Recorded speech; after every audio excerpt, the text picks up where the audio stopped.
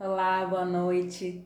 Eu me chamo Elisa Souza, sou representante da Terra e o assunto de hoje, gente, é muito importante para mim, tá? Eu sempre penso em falar para vocês sobre coisas que fazem sentido, principalmente para mim.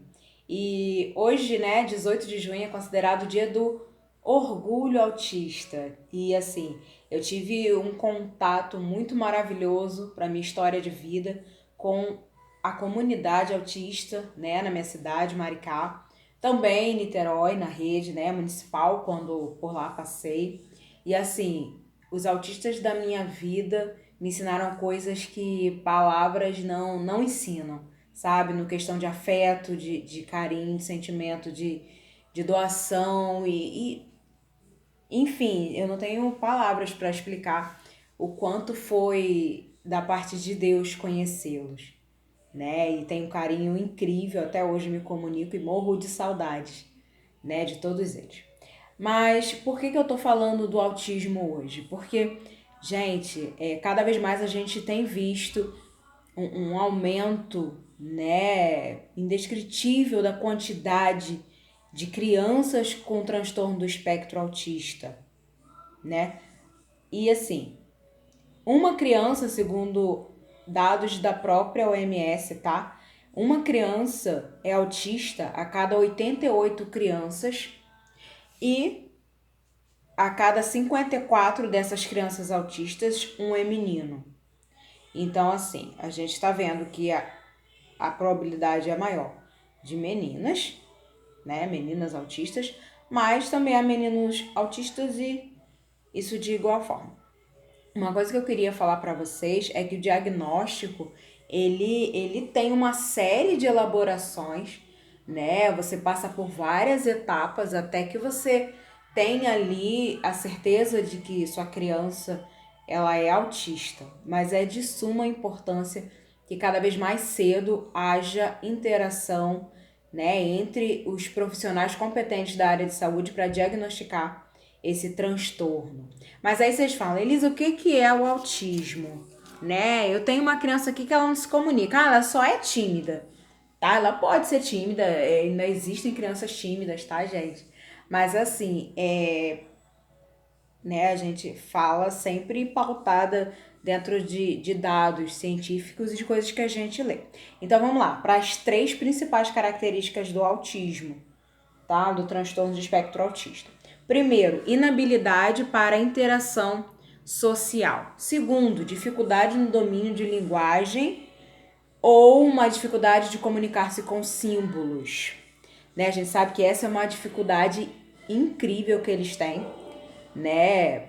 Muito grande mesmo. Símbolos, regras.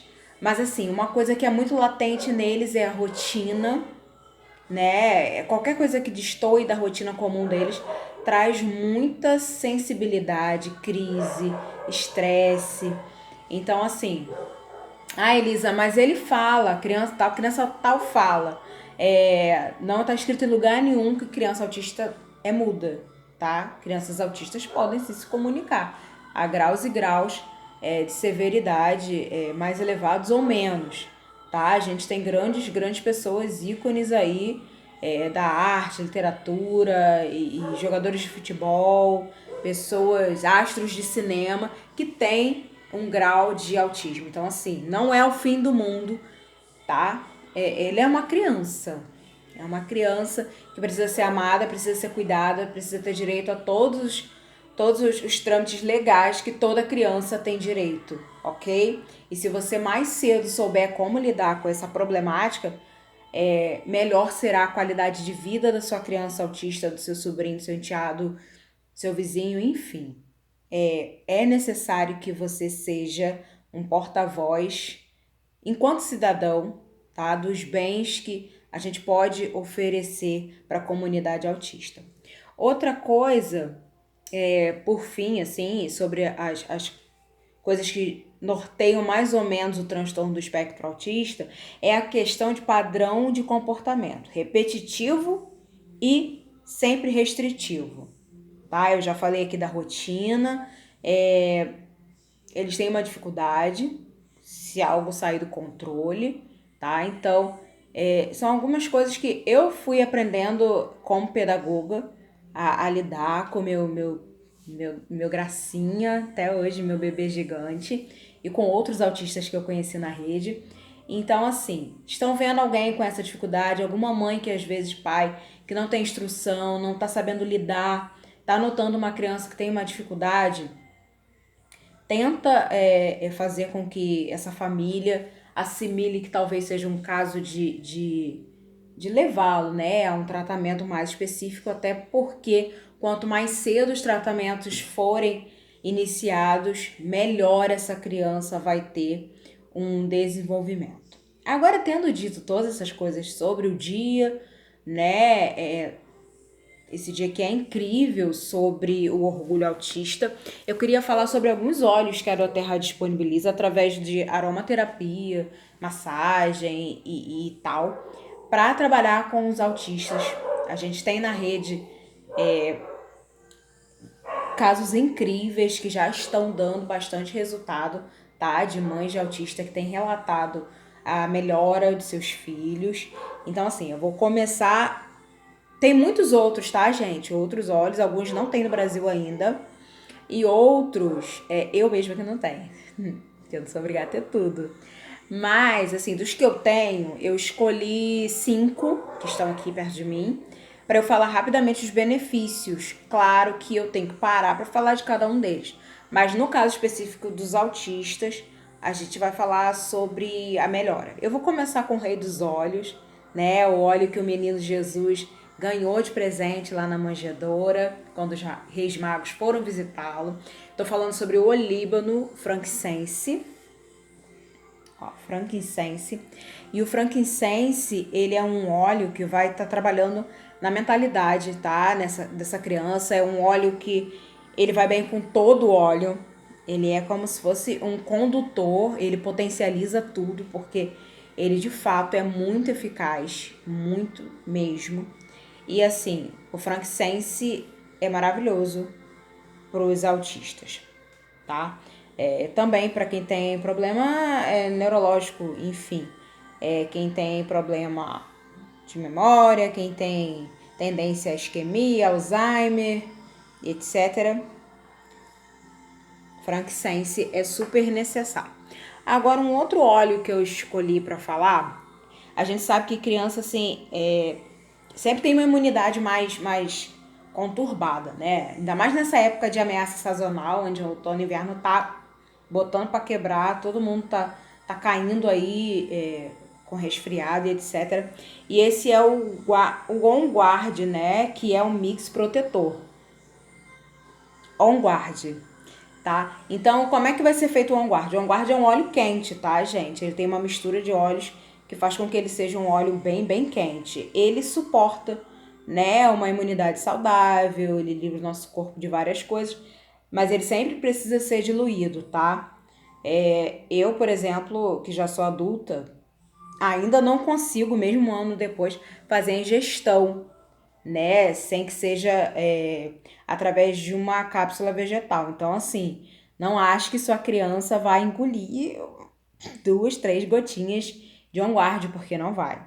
E se engolir, pode ser que seja bastante difícil para isso acontecer e não é a intenção. Os óleos têm que ser, né, ingeridos com total disponibilidade e prazer. Então, Elisa, como é que eu faço então para dar um óleo desse para criança? Simples, você vai ter ele no óleo carreador. Você vai ter ele numa base, né, no roll-on, no spray, no conta-gotas. E aí você vai estar fazendo isso na sola do pé do seu filhinho, seu netinho, a criança, autista ou não, tá? E coluna vertebral, toda a extensão, nuca, testa, sempre diluídos, tá, gente?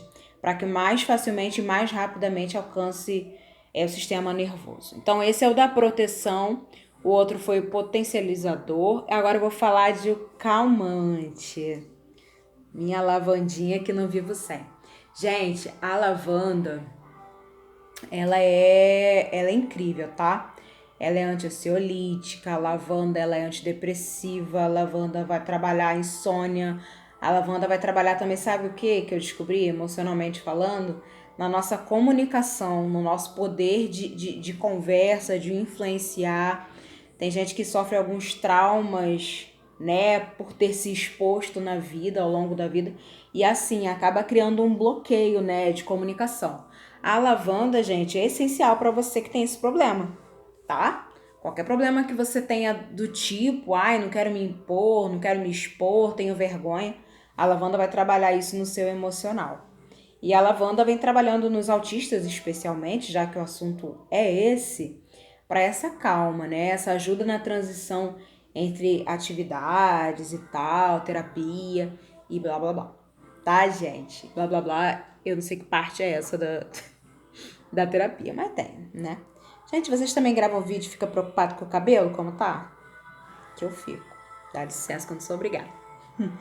Agora, o quarto óleo, que a gente tá falando bem superficialmente, porque não é a intenção esgotar a pauta, só falando alguns que eu tinha em casa e que você aí que me conhece e conhece alguma criança que esteja precisando desses óleos, é o momento de você conhecer um pouco sobre eles, principalmente no dia de hoje, falando sobre meus autistas queridos que trabalhei na rede municipal.